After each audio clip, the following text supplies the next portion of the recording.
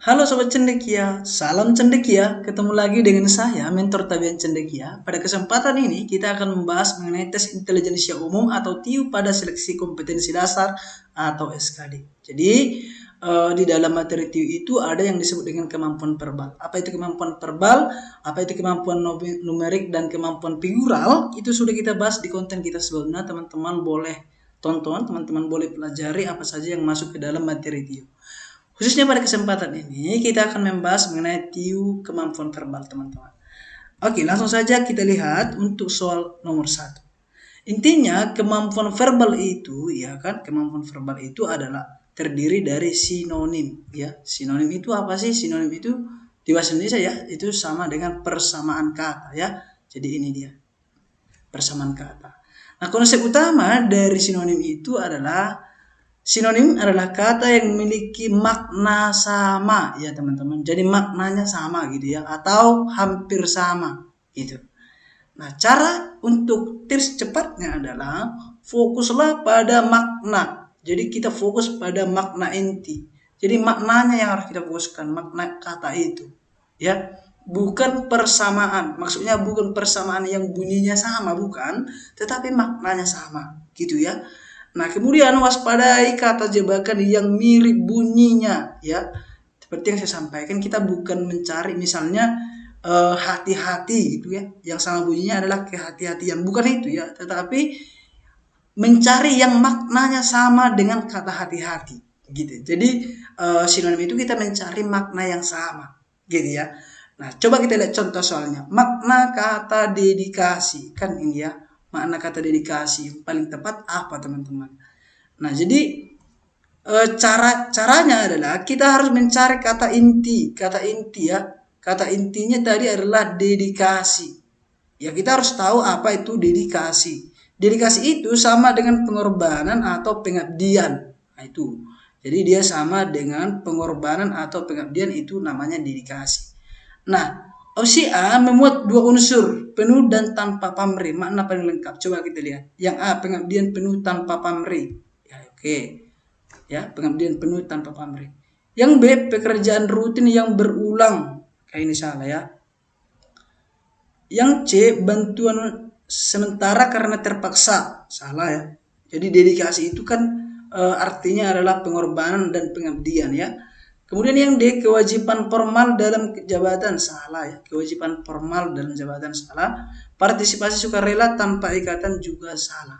Kayak jawaban yang benar adalah ayam, teman-teman ya.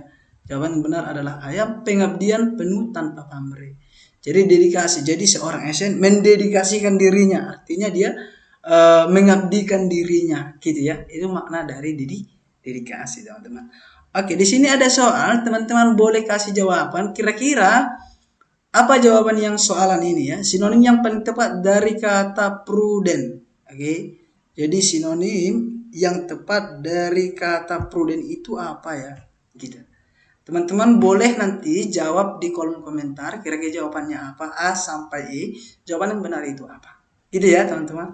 Oke, kita lanjutkan untuk yang selanjutnya itu adalah antonim. Ya kan, sama dengan yang tadi. Kalau antonim itu persamaan kata, sinonim itu persamaan kata, maka antonim itu adalah lawan kata. Lawan kata ya. Konsep utama dari antonim adalah kata yang memiliki makna berlawanan. Oke. Tadi bukan bunyinya yang berlawanan, tetapi maknanya yang berlawanan. Itu dia ya antonimnya. Nah, contoh soalnya kita lihat antonim yang tepat dari kata konsisten. Ini ya. Jadi antonim yang tepat dari konsisten itu apa? Coba kita lihat. Stabil, berubah-ubah, teratur, tetap seimbang. Konsisten. Kita mencari antonimnya, lawan katanya.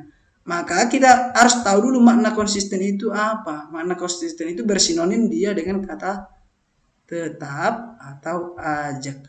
Bersinonim dia. Atau sama maknanya kan.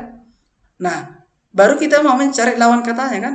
Nah, maka lawannya adalah tidak tetap. Ya kan. Lawan kata tetap kan berarti tidak tetap atau berubah-ubah. Nah, berubah-ubah. Maka jawabannya yang mana? Ya kita sudah lihat ya, jawabannya adalah pakai yang A stabil. Stabil sama dengan konsisten.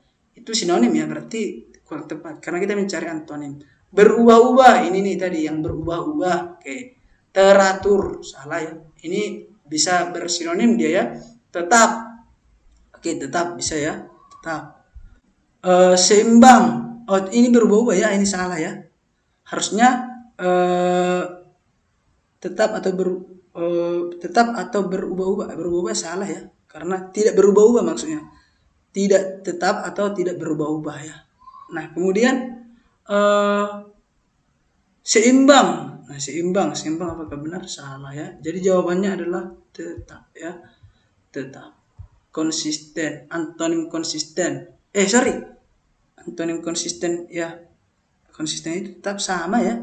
Berubah-ubah, sorry. Jawabannya adalah bola. Ya. Oke, jawabannya adalah bola ya. Jadi jawaban benar adalah bola. Ini jawaban benar.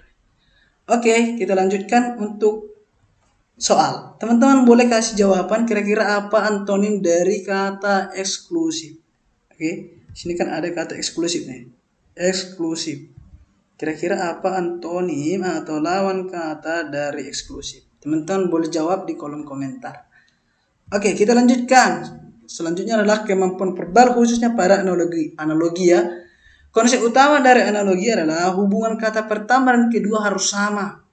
Jadi hubungan kata pertama dan kedua katanya ya harus sama dengan hubungan kata ketiga dan keempat.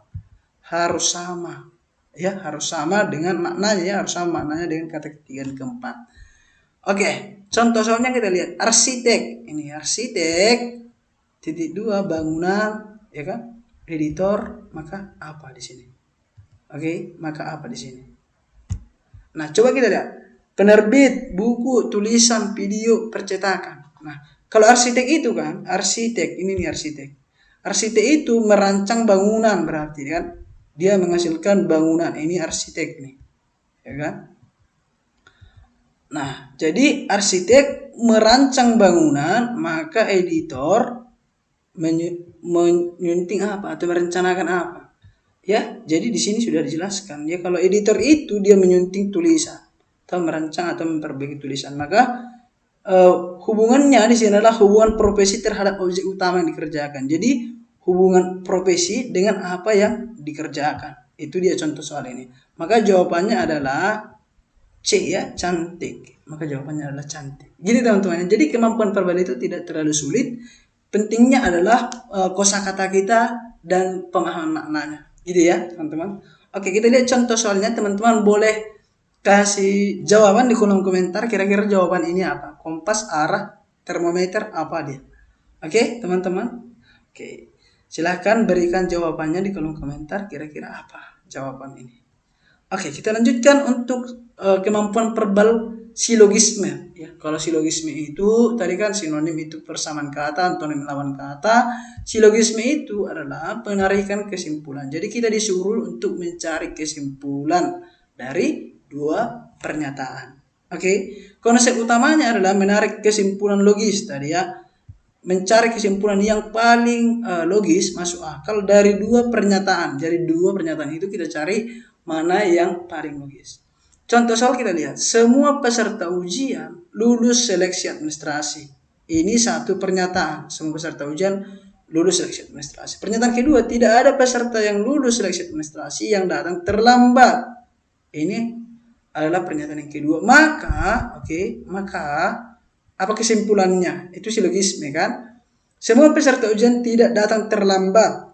Sebagian peserta ujian datang terlambat. Padahal di sini tadi semua kan? Semua tidak ada. Oke? Itu harus penting ya, itu penting kalian teman pahami. Semua peserta ujian tidak datang terlambat.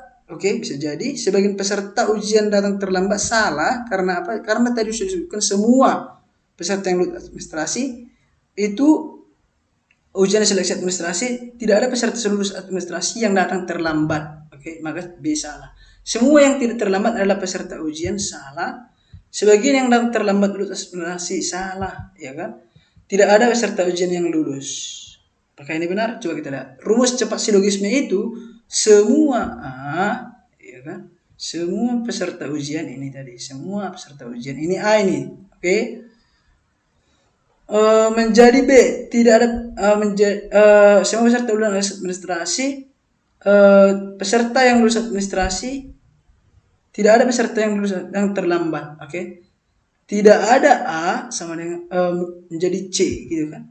Oke, maka tidak ada A yang C, oke? Maka peserta ujian A tidak atau pesertanya tidak datang terlambat, maka jawabannya adalah ayam ya, ayam semua peserta ujian tidak terlambat.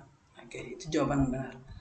Oke teman-teman, di sini ada contoh soalnya, teman-teman boleh berikan jawaban yang benar, kira-kira apa ya? Berikan di kolom komentar.